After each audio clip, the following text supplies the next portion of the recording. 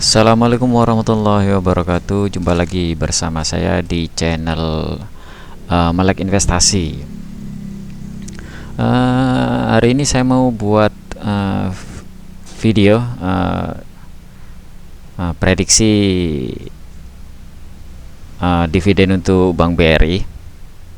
Ini santai aja kita buat video ini sambil sedikit nasihat untuk para investor yang masih pemula, biar tidak terlalu tegang dalam berinvestasi. Jadi investasi itu dibawa santai aja, apalagi dengan metode dividend investing seperti yang saya lakukan. Sebenarnya kita nggak terlalu fokus pada pergerakan harga sahamnya mau naik atau turun. Yang penting dividen itu saat kita beli itu masih worth it gitu ya, masih gede gitu ya. Kalau menurut saya udah 5% ke atas itu udah untuk kelas-kelas perbankan udah gede banget. Selain dividen, sudah hampir dipastikan sepanjang tahun kinerja harganya nggak pasti sih, tapi kebanyakan selalu bertumbuh. Tapi ingat ya, jangka panjang. Sekali lagi jangka panjang ya, karena kita berinvestasi itu bukan hanya sedang memikirkan setahun, 2 tahun, 3 tahun sampai 5 tahun. Kalau bisa 10-20 tahun. Nah itu mindset investasi yang benar ya. Ini jangan sekali udah beli 2-3 hari ditengok nanti floating minus, takut gitu ya. Kita berinvestasi itu santai aja. Kita beri waktu untuk perusahaan itu untuk tumbuh ya. Kita harus bersahabat dengan waktu ya. Jangan seperti ya, nggak mungkin lah kita investasi beli hari ini, besok dijual, atau beli pagi, sore dijual, atau beli hari ini nggak sabaran 2-3 bulan nengok nggak ada perubahan atau turun, langsung dijual. Itu bukan namanya investasi, itu namanya berspekulasi atau trader ya. Tapi kalau trader mending ya, dia tahu. Biasanya kalau trader yang udah pro, dia tahu apa yang mesti dia lakukan. Contohnya dia pasti tahu kapan dia cut loss dan kapan dia take profit gitu. Contoh kayak di sini ya, saya ada sedikit berpengalaman di dunia trading. Contoh, kalau misalnya seorang trader biasanya kalau udah melihat di sini ada, ini kan support nih, ini kan resisten, sekali udah ditembus biasanya dia bakalan jadi support kan. Dia biasanya nunggu di bawah sini, turun ke bawah, dan kalau udah sampai sini biasanya dia ambil posisi buy, dengan harapan harga naik ke atas. Itu kalau trader ya. Cuman kalau yang udah pro, yang udah pengalaman, dia tahu kapan bakal take profit, kapan bakal, kalau misalnya nggak sesuai dengan ekspektasi, dia bakalan cut loss. Contoh, saya mau beli harga kalau udah break di sini dan menyentuh resisten yang sekarang jadi support di sini.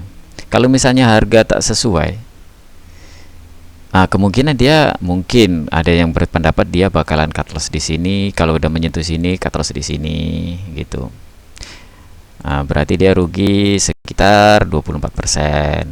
Atau misalnya kalau misalnya harga udah naik sesuai dengan harapan, mungkin dia nyari di all time high-nya lagi di sini. Berarti dia dapat sekitar 27% gitu. Itu trader, itu masih mindset yang bagus gitu. Jangan kalian beli nggak tahu apa yang dibeli, nggak tahu saham apa yang dibeli, main beli aja, ikut FOMO, si influencer A bilang gini, influencer bilang gitu. Sekali dia beli, dia nggak tahu ini nih masuk nih masuk ke market nih, ini mau jadi trader atau mau jadi spekulator atau mau jadi investor gitu. Jadi dia nggak tahu. Nah, sekali harga turun dia beli di pucuk sini, dia nggak tahu, valuasi pun nggak tahu, technical analisa nggak tahu, fundamental nggak tahu. Sekali dibawa dia turun, panik dia. Panik 20%, minus 20%. Sekali itu di sampai sini cut loss, dijual. Nah, nggak tahu harganya naik gitu. Itu yang ini yang mindset yang apa menurut saya perlu banyak edukasi lah harusnya. Itu intinya sih ya. Oke, langsung saja kita mau melihat statistiknya Bank BRI, Bank Sejuta Umat ya. Dia hampir 700.000 investornya. Dan saya malam ini mau memprediksi berapa dividen yang kita dapat tahun 2025 nanti, itu buku tahun 2024. Tapi kemarin dia ada bagi interim ya. Interim di 135 rupiah. Nanti kita hitung aja, gabung sama interim sama yang kalau sebelum udah dipotong interim. Langsung saja kita ke laporan keuangannya. Saya langsung ngambil dari ini aja ya, dari ini untuk dari Stockbit semua ya ini. Kalian bisa lihat sendiri nanti di Stockbit. Dan ini sebagian ada di TradingView. Untuk pendapatannya tahun 2017 106 dan naik 115 di 2018, 2019 127, tahun 2020 141 dan 2021 150, dan sekarang di 2024 kemungkinan diasumsikan dapat sekitar 206 atau 204. Dan untuk net income 2017 29 ya, naik ke 32, 2019 34, dan 2020 ini special case ya, ini ada COVID kemarin ya, jadi turun jauh 18 dan naik sedikit ke 31 dan naik besar 51, dan kemarin di tahun 2023 all time high-nya ya 60,1, dan diprediksikan kemungkinan di tahun 2024 ini kemungkinan sekitar 61 lah ya, 61,1 ya, seburuk-buruknya ya mungkin 60, tidak naik banyak kayaknya. Tahu sendiri ya, kemarin kita mengalami deflasi selama 5 bulan. Memang agak sulit ya tahun 2024. Kinerja perbankan BUMN ini yang moncer tuh BCA ya, dia masih bisa tumbuh double digit 12, sekian persen. Good job BCA. Dan untuk IPS tahun 2017 kalian bisa lihat sendiri ya, ini 2026, 2023, 2024 204, kemarin 2023 396, dan untuk 2024 diproyeksikan sekitar 403 untuk IPS-nya. Jadi untuk IPS-nya 403, PBV-nya sekarang ada di sekitar 1,96 ya, 2 kali lah, nggak nyampe. Tapi BRI ini selalu di atas itu, biasanya 2,5, 2,3 gitu. Ini sekarang ini termasuk rendah ya, soalnya harganya turun sedangkan kinerja masih bagus, masih di track ya. Dan untuk PR-nya masih bagus ya, PR-nya masih di sekitar 10 lebih PR-nya, sedangkan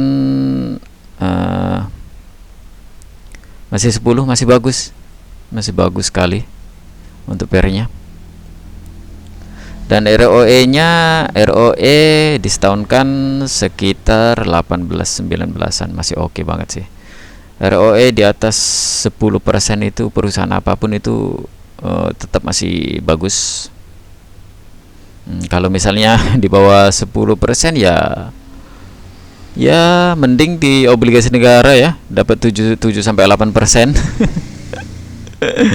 Dengan aset yang segitu banyak dapat cuman 9%, ya mending nggak usah ribet-ribet bikin perusahaan, mending uangnya semua ditaruh di obligasi, dapat 6 sampai 7%, kita nggak ngapa-ngapain, tinggal terima bersih.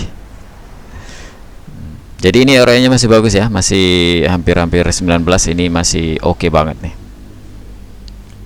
Dan untuk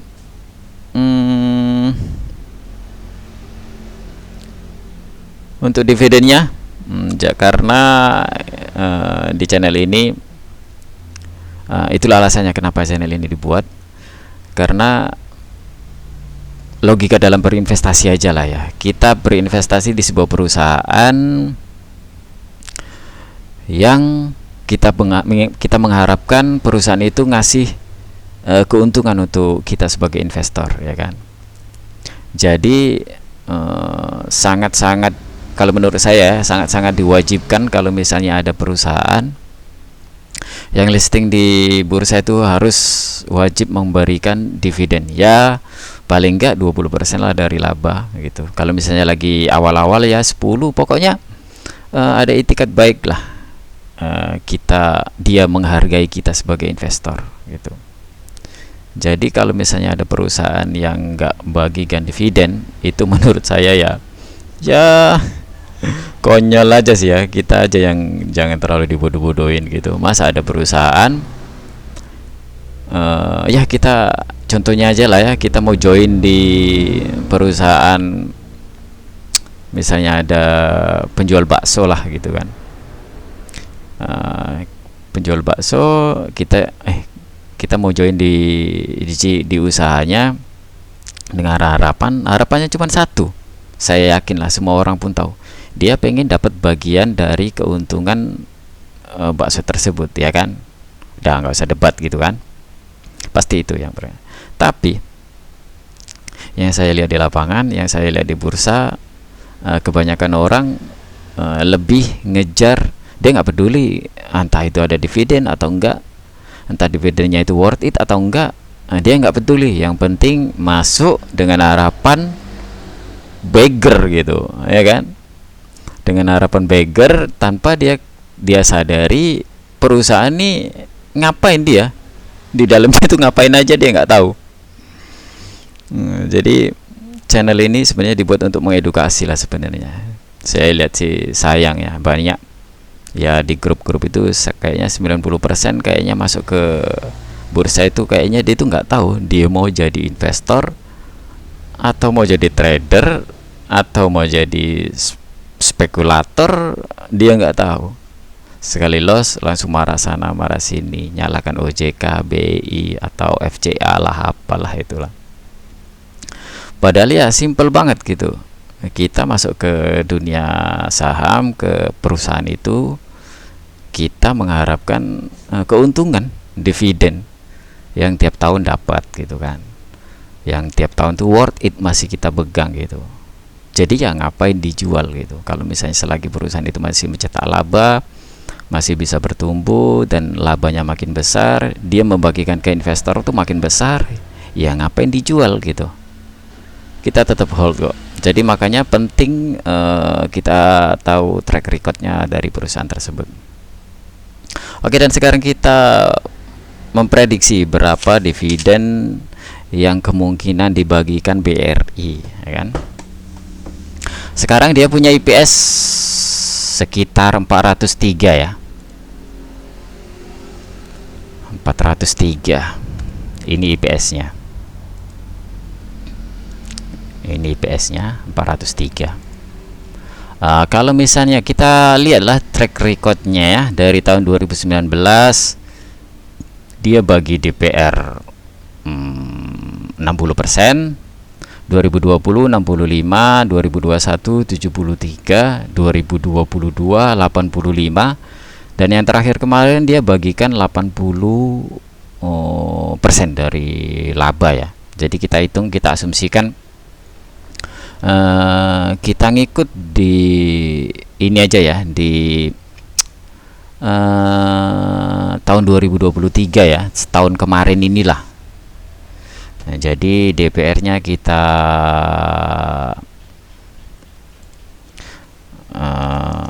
bikin 80% ya, 80%. Kita asumsikan dia akan bagikan 80%, ya kan? 80% dari 403 gitu ya. Jadi 80%, jadi 80% 403 dikali 80 dibagi 100, berarti dia sekitar 322 DPS-nya, dividen per share-nya. Ini kemungkinan ya, kemungkinan kita baca track record-nya dulu ya. Tapi kemarin saya baca, saya dengar di podcastnya Pak Hayanto ya, Pak siapa itu namanya yang punya Via itu ya, Pak Sunarso yang jadi hostnya. Jadi dia layak semuanya, keuntungan BRI akan dibagikan ke investor, ya kan. Kemungkinan besar dia kalau tak bagikan 80 atau 85 kemungkinan. Berarti kalau misalnya dia bagikan DPR 80, kita dapat yield untuk harganya berapa sih sekarang? Harga BBRI untuk harganya sekarang 4190 ya. 4190 berarti 322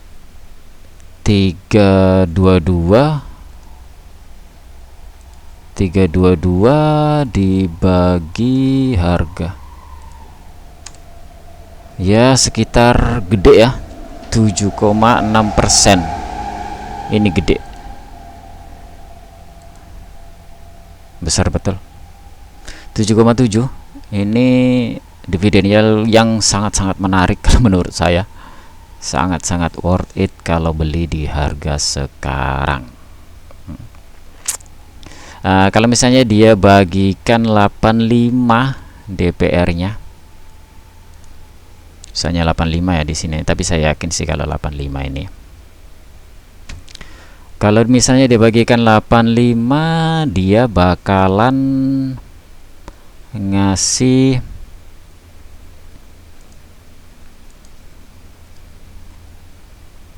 IPS dikali 85 dibagi 100 ya, 342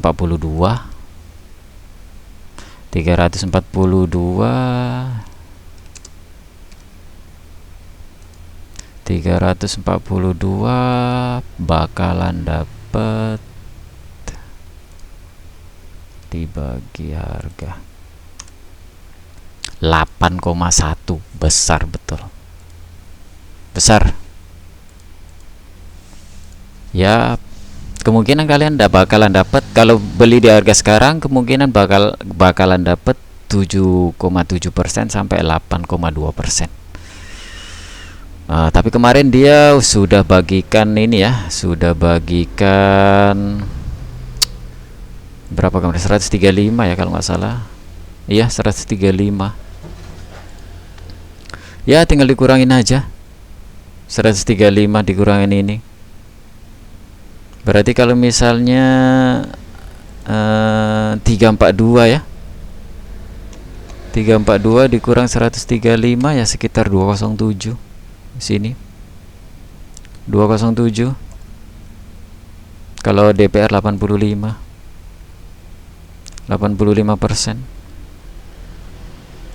Di harga sekarang kalian masih dapat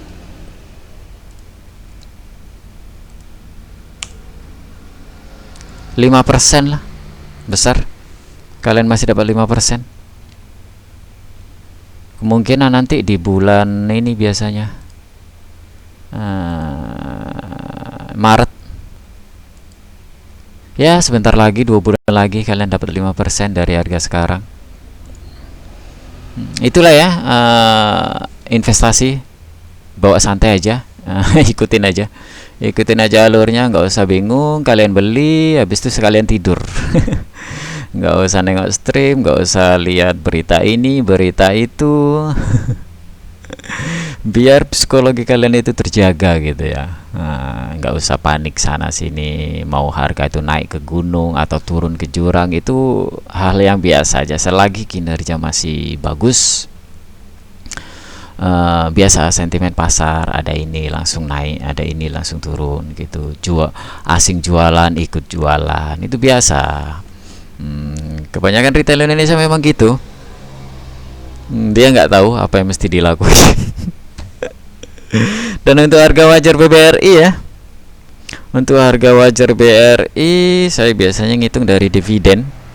Proyeksi dividen itu berapa gitu, biasanya saya ngitung dari situ. Soalnya saya sebagai dividen investor, jadi harus melihat dari segi dividennya, dari segi manapun harus dividennya itu harus worth it gitu ya. Oke, dividen aja dikali 10 atau dikali 20. Kalau misalnya dikali 10, kita ambil yang 85 aja ya. Berarti 342 kali 10. Itu aja. Ini dikali 10 itu aja, simple aja kita ya. Ya, sekitar 3425 kali 10 dan kali 20. Biasanya saya ngitung dari sini. Kalau dikali 20 ya di harga ini dikali 20. Udah sih itu aja, nggak usah banyak cerita. Sekitar 6.000.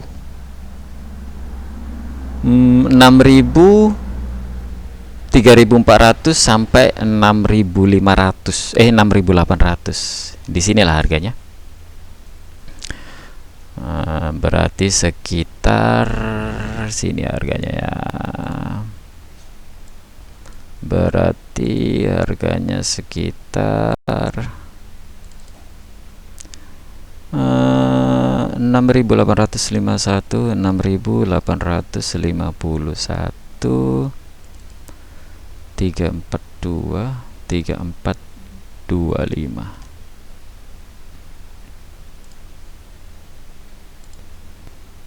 Ya masih di rank-rank sini lah. Ini masih harganya selagi dia masih di dalam sini. Selagi dia masih di dalam sini, kalau menurut saya hajar aja. Selagi di sini naik sini atau ke sini, saya hajar aja. Apalagi itu makin turun makin bagus gitu. Di 3.400-an sampai 6.800 ini masih di harganya banget gitu. Masih banget gitu.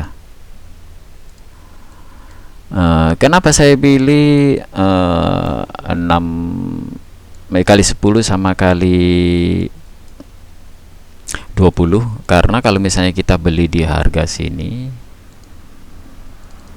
kita masih dapat dividen 5%.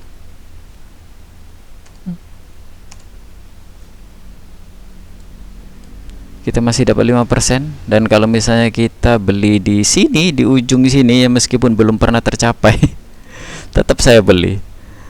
Ini 10%, ini 5%. Maaf. Ini 5%. Dan di sini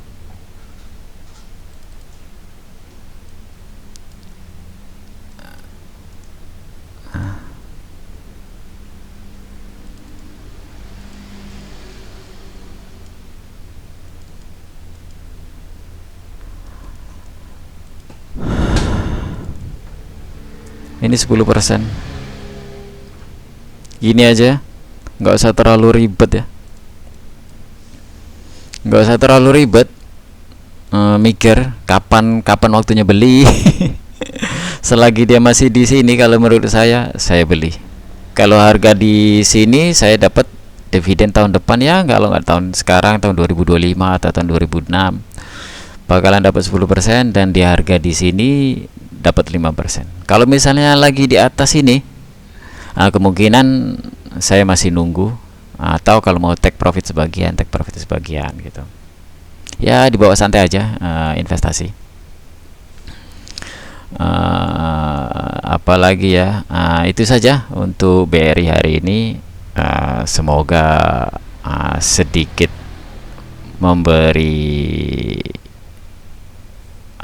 memberi advice yang menambah percaya diri kalian. Jadi sebenarnya investasi itu nggak seribet yang orang pikirkan.